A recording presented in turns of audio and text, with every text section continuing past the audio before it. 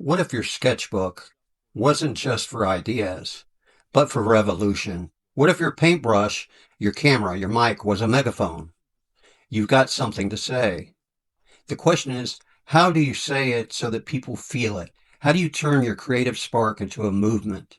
This episode is your roadmap from inspiration to action or on how to use art as a tool for change. Art has never been just decoration, it's a language. It speaks when the words can't. It shakes people awake. Think back to 1937 and the bombing of Guernica. Picasso did not just write an essay, he painted a scream.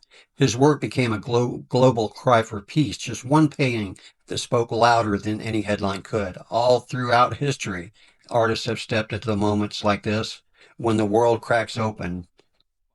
Paul Revere, for example, Jacob Lawrence painted the struggle for justice.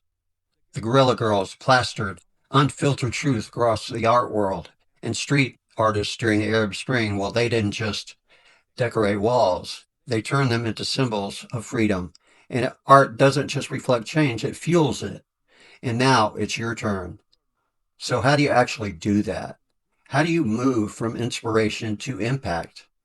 Let me break it down a little bit into 4 steps, starting with the first one. Before anything else, ask yourself what matters most to you.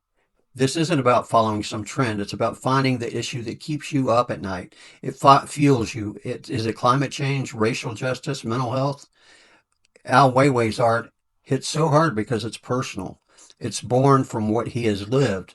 That's what gives it its power. And your message doesn't have to be global. It can be local, like Candy Chang's Before I Die, mural in New Orleans. One simple wall turned into a conversation about hope, loss, and community. Find that one thing that you can't stay silent about. That's your mission. That's your message. Art's not limited to galleries anymore. Your medium is whatever gets your message out there. Street art, graffiti, poetry, digital collage, it all works. Is it video?